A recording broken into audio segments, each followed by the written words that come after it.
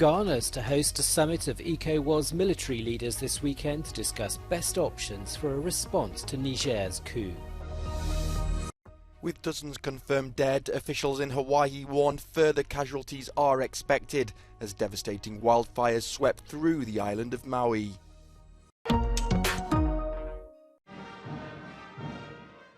ECOWAS political leaders gave the green light to a military response to Niger's coup on Thursday. The coup's leaders had ignored a deadline set by ECOWAS to restore the president. Its military chiefs are reportedly to meet in Ghana this weekend to weigh up the best options. France and the United States have both endorsed the bloc's actions. ECOWAS, the organization that brings together West African countries, is playing a lead role in making clear the imperative of the return to constitutional order, and we very much support ECOWAS's leadership and work on this. But outwardly, at least, people in Niamey, Niger's capital, appear to support the coup, which happened on July the 26th.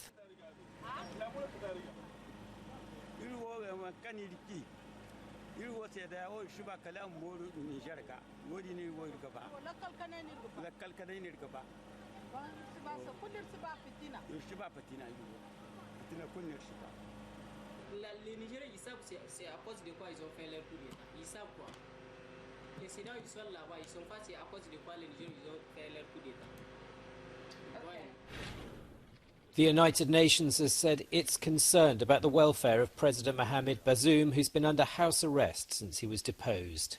The coup's leaders have warned they'll execute him if they're attacked. Former South African President Jacob Zuma returned to jail on Friday, only to be released 2 hours later, and will not be required to complete his prison sentence. He was incarcerated in 2021 for defying a court order to appear at a corruption inquiry, but controversially was released 2 months into his 15-month sentence for health reasons. Last month, the court declared his medical parole invalid. But Zuma was among some 10,000 prisoners who were granted remission on Friday, purportedly to reduce overcrowding in jails. The governor of the US state of Hawaii has warned the death toll from catastrophic wildfires which swept through the island of Maui is expected to rise significantly. More than 50 people are already confirmed dead. President Joe Biden has declared a major disaster and vowed to send all available resources to help people flee. We're working as quickly as possible to fight these fires and evacuate residents and tourists. In the meantime, our prayers with the people of Hawaii, but not just our prayers. Every asset we have will be available to them, and they've seen their homes, their business destroyed, and some have lost loved ones, and it's not over yet. Fueled by a dry summer and strong winds from a passing hurricane, the fire started on Tuesday and took the Pacific holiday island by surprise. Thousands have been displaced, hundreds of buildings destroyed, and entire neighborhoods devastated. The extent of that devastation is yet to be fully revealed, while search and rescue operations continue into parts of the island that had been inaccessible due to ongoing fires.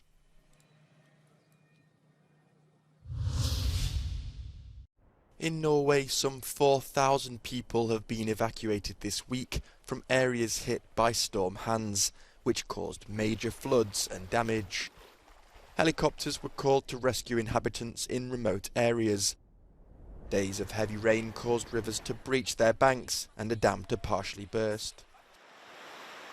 Jeg har akkurat fått en melding om at vi må evakueres umiddelbart, og det gjelder da alle hus og blokker, tror jeg, som er nærmest elva. Vi ligger jo på en liten topp, så de er redd nå for at det kommer til å bli en jordskredfare.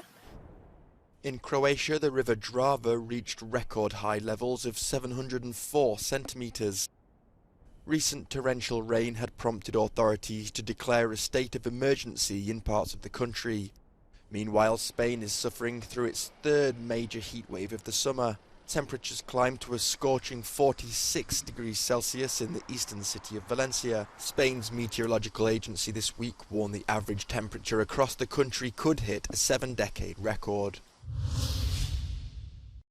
The aftermath of the latest Russian airstrike on the Ukrainian city of Zaporizhia, a hotel used by United Nations humanitarian staff when they work there. The attack left 1 dead and 16 injured, including 4 children. The city has been targeted for several days. On Wednesday, 2 young women and a man were killed and 9 other people were wounded. Several civilian buildings were damaged, including a church. In Russia, airports again suspended operations for a few hours in Moscow following drone warnings, with some 10 flights redirected. In the region, as well as in the annexed Crimea, Russian officials reported drone attacks, claiming to have downed one of them some 20 kilometers west of the capital. Meanwhile, as heavy fighting continues in the Kharkiv region of Ukraine, officials have ordered the mandatory evacuation of some 12,000 civilians. The car in which Lebanon's caretaker defense minister was travelling was hit by gunfire on Thursday afternoon in the outskirts of Beirut. No one was injured. The incident occurred as the funeral of a Hezbollah member who died after clashes erupted on Wednesday was taking place. The country's interior minister said security services were investigating the incident to determine whether it was a targeted attack or the result of stray bullets fired in the air, which are common at the group's funerals.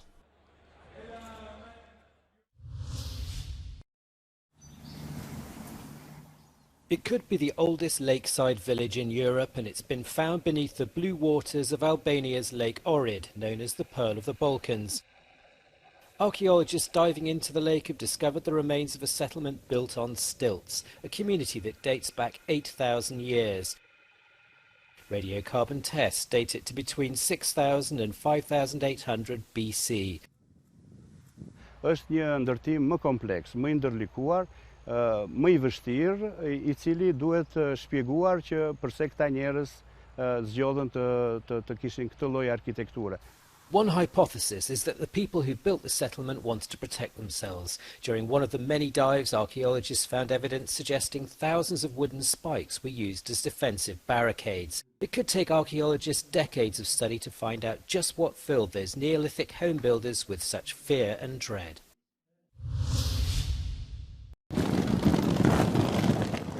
An island on the Danube north of Budapest is filling up with festival goers. Végre megtelt emberekkel a Sziget Fesztivál bejárata, azaz a K-híd. 50 színpadon, több mint 1000 program. Erre számíthatnak majd az elkövetkezendő 6 napban. They're here to see artists including Billie Eilish, Imagine Dragons, Florence and the Machine, Mumford & Sons and Lorde. And to soak up the atmosphere. At the first time here, you realize that you can be whoever you want to be. Like, I am the totally star. So what is it that makes this particular festival so special? Not about music, not about people, not about vibes, not about alcohol, not about party. It's everything in one spot on one island, the Freedom Islands. Sziget, the Hungarian word for island, gives festival goers the chance to catch up on up-and-coming talent from across Europe and beyond, as well as the big-name acts on the bill.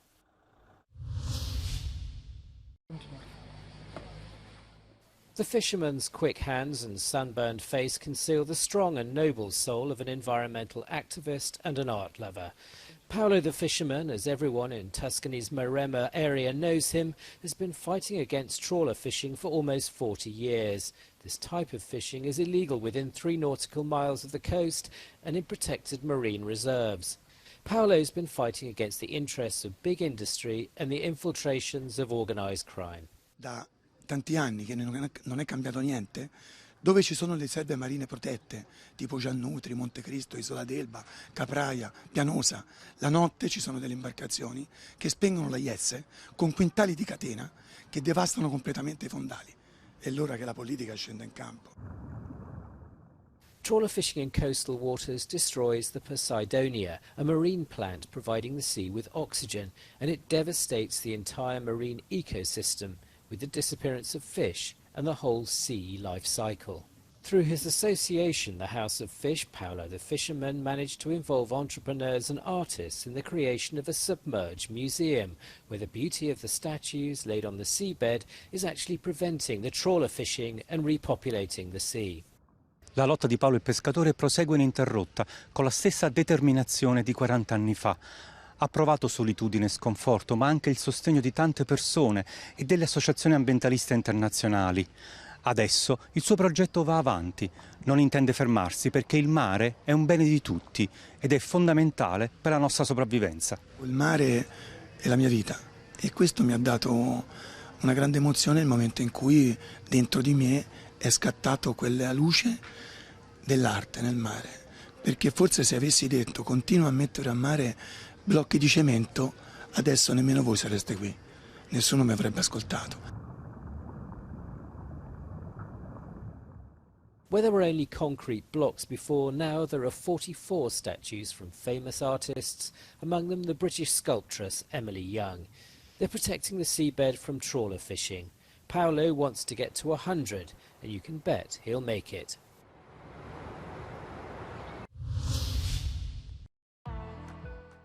It's official, Spain will face Sweden in the semi-finals of the Women's World Cup in Auckland. The Reds left it late to beat the Netherlands 2-1 in extra time, securing their place in a World Cup semi-final for the first time. After knocking out the top-ranked United States, the Swedish national team also extinguished Japan's World Cup dreams. The Scandinavian girls were too strong for the Asians, taking home the challenge with 2-1. Tomorrow, hosts Australia will face France for a spot in the semis, while World Cup reigning champions England will have to do without their young star Lauren James as they get ready to face a noisy and colourful Colombia.